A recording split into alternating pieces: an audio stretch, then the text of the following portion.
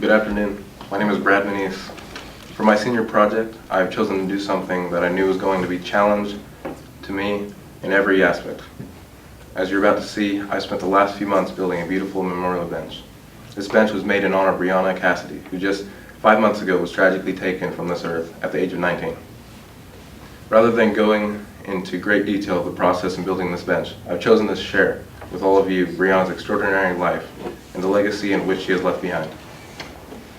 On December 19, 2014, Brianna Cassidy was heading back from work when a 21-year-old reckless driver was heading up to Paradise.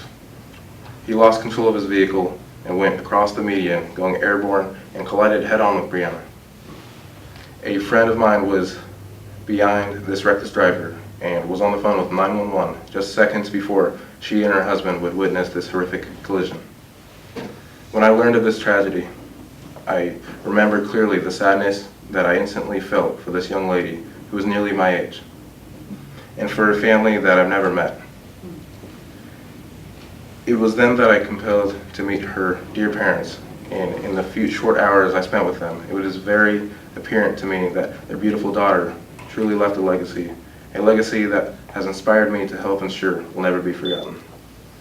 Brianna May Cassidy was born May 16, 1995, in Loma Linda, California, to Rhoda and Mary Cassidy.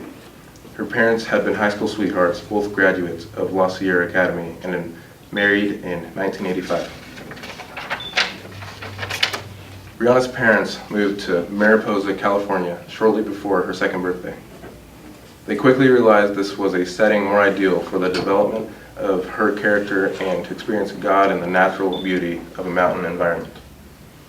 Homeschooling was an advantage to Brianna through most of her academic instruction, and in an early age she expressed a love for animals, which planted a desire in her heart to become a marine biologist. This eventually bore fruit in her scuba diving experience. One of her dreams was for her mother to enjoy a diving adventure with her. By age 8, Brianna became very involved in church activities. She quickly exhibited leadership ability, and the pastor recognized a junior deaconess in the making.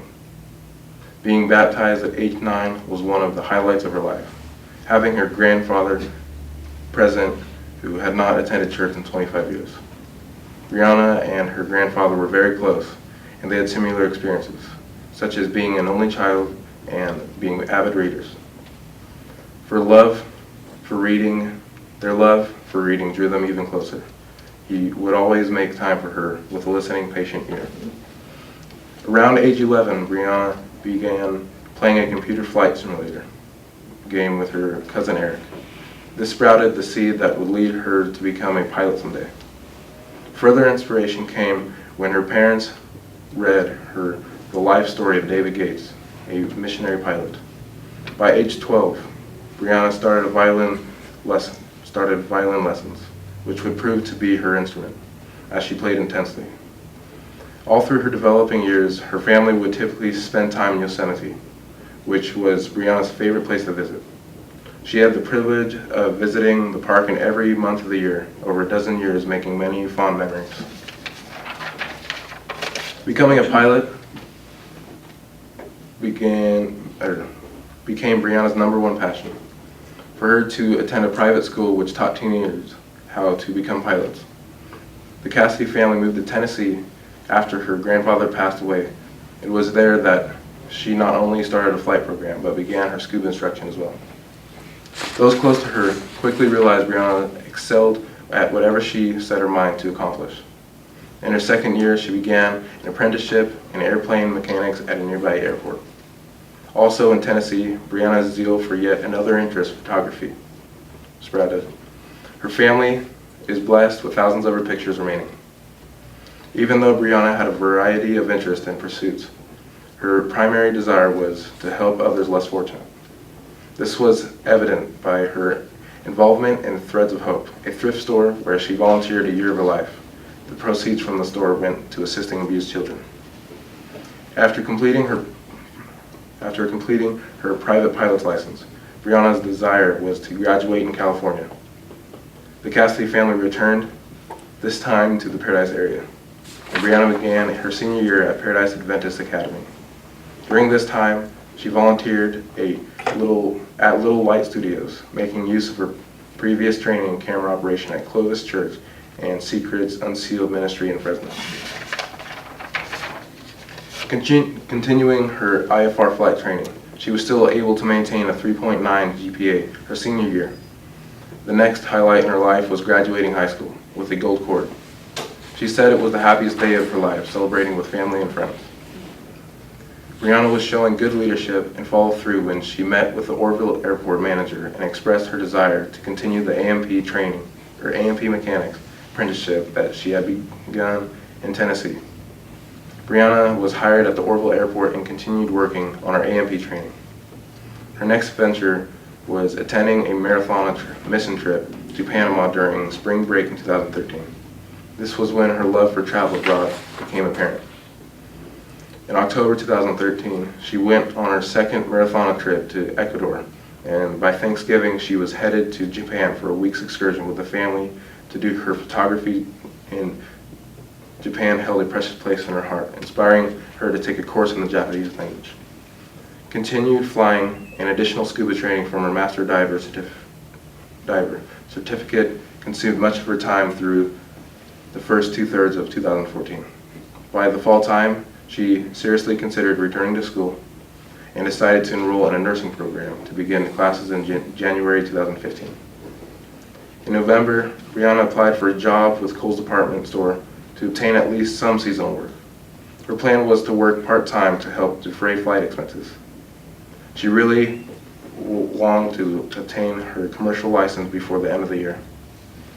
To the surprise of many, Brianna caught on so quickly at Kohl's that within a few weeks she had been trained in 4 departments, including cash management, which usually occurs after a 90-day period. Brianna's key phrase when new challenges came up was, "No problem, I'm a pilot, I can learn this." A few days before her fatality, Brianna received some exciting news which assured her of the Lord's love for her personally. She was endowed with a gift which would enable her to finish her program in commercial aviation. Brianna was always encouraging her parents. A special moment occurred with her father when he was unemployed. She found out that he desired to attend a grant writing seminar in Sacramento. She offered to pay for the seminar because of her confidence in him and believing this would give him even more marketable skills. This act strengthened their relationship. Her parents raised her with the value that you always do your best at whatever you set your mind to, thus you go the extra mile. Brianna's future plans involved going to Peru for a month in the summer 2015. She started collecting clothes, school supplies, and contacted a company who donated dental supplies and even stuffed animals for the local orphanage. There she would continue to learn Spanish for the local resident she had befriended on previous marathon trip, which resulted in becoming a translator for future trips. She planned to continue both aviation and scuba careers and acquire advanced ratings. Her ultimate dream was to fly mission trips in Alaska. Brianna's life was lived with a purpose and a passion, and certainly one that burned quickly and very bright. And even though I never got the honor of knowing her, her life has forever impacted mine. At this time, I'd like to introduce you Brianna's dear parents, Rod and Mary Cassidy. And I'd like to show you the bench now.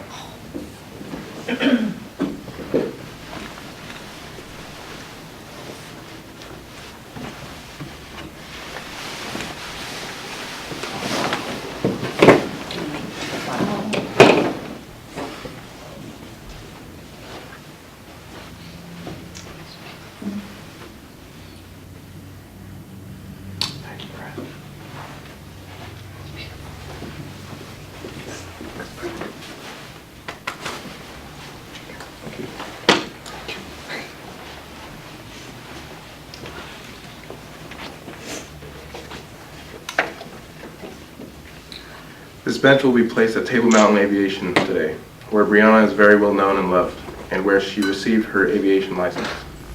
I'd like to thank Foothill Lumber for graciously donating over $200 worth of lumber. and materials it took to build the bench, and Dragon Graphics and Chico as well for donating their time and materials to print this plaque displayed. Also, I could not have done it without the help of a friend, Chris, who allowed me to use his shop and equipment to cut and shape each piece of the bench. Kim, this is my mentor, Kim, and she's my mentor and friend that actually witnessed Brianna's accident and held her hand during the last moments of her life. I'd like to take this time to answer any questions.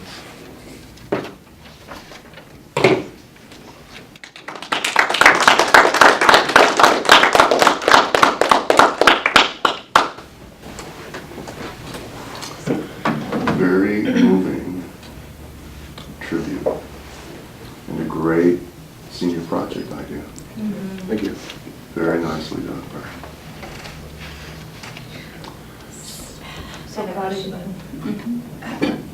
So my understanding was that it was to take at least 15 hours. Yeah, that wasn't the case with this. It took estimated around 75 hours of just building the bench, not including the speech or any of the other things that went along with the senior project. Yes. What type of wood did you use? It's cedar. Cedar. Yep. Have you made furniture before, Brad? No, sir. How did you go about doing this one? Did you work off of a plan? Actually, I did. I looked all over the internet for something that would have strength and, you know, stay looking nice for years in the weather. It's an outdoor bench.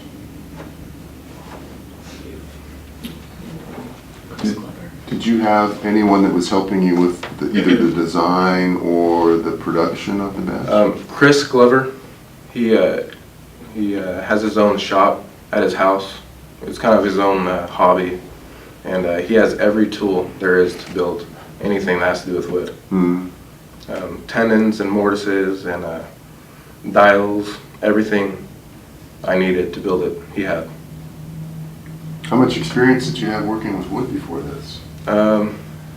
Just the only wood experience I really had was probably fences and structural wood, you know, staples, you know, making frames. Yeah. That's about it. This is a piece of art. It's beautiful and it. What did we find it was worth online? This particular bench, if we they- were to purchase one. They went from 2,500 to 4,000 online. Sounds like it had to be very special and beautiful because of this young lady and who she was. It's an interesting approach to a senior project to talk about her life and all of the things you learned about her. I thought it was beautiful that way. Instead of talking about everything to do with the bench, which you easily could have done, and I'm very interested to hear how you put this together. But it came from a deeper place. It did. And I thought you did an amazing tribute to her life, and I think you've shared something that will stay with us for a very long time. Thank you. And you honored her parents. Amen. It's two senior projects. Mm-hmm. It's the physical object, but it's learning about someone who is very special. And when we meet those people in life, if we're blessed and we meet a few in our life, they touch us and their memories never leave us. And we hold on to those and they inspire us. They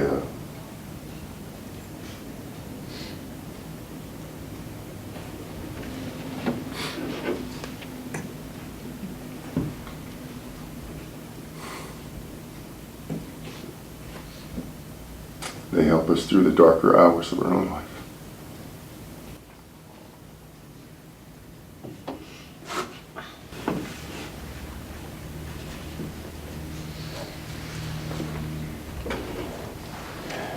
Any more questions? Very proud of you, son. Thank you. So what do you think was first the most difficult part of this project and what was the most rewarding? Shoot, the hardest part of building it was this. The top piece is one piece and the bottom is one piece.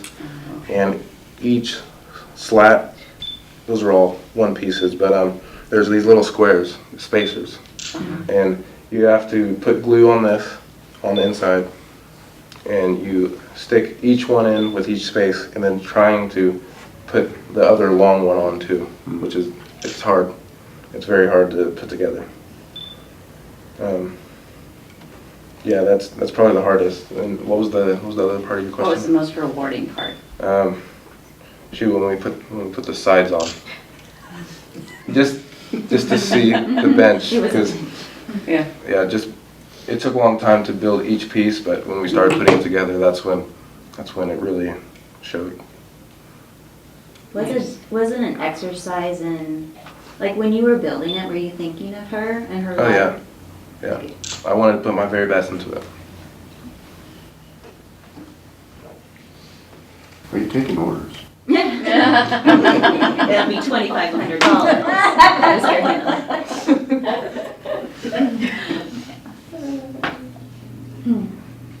Tell me how you attach the arm pieces to the back posts. These, Yeah, and the arm pieces, These? how are they attached? there's a block of wood right here that my dad and I designed. Actually, the original plans was to notch out a piece right here, stick it in. We didn't like that. Yeah. It wasn't very strong that way. But we used 1/2-inch drill bits, and you don't drill all the way through. You just drill a little bit, and then you put a screw through it, and then you put a plug on it, which are called dials. Nice touch. And each one of those are glued in. I like the little piece too in the front that connects the front post to the bottom. That's sharp. Thank you. That was one of the last things we came up with. Some of it wasn't on the plan, so this was kind of lower. It was about that big. Oh. And it wasn't very big, so I wanted it to be big to hold the plaque. Yeah. And yeah, the plaque was donated. Oh, nice. We had Dragon Graphics donated in Chico. That was nice, but it was you again, that you were looking for another touch, another way to make this extra special. It It did. really shows that you put that extra effort in there.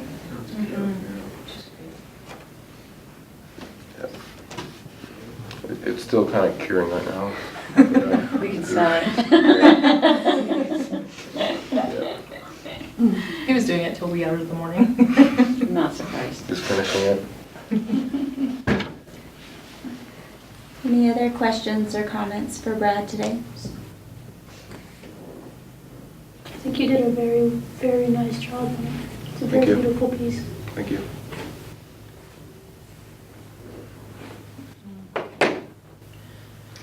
Between you and Dulcie, maybe you guys can go into business. I know. What did you do again? I built a coatless sheep house. Oh, yeah. She likes to Very nice. build too.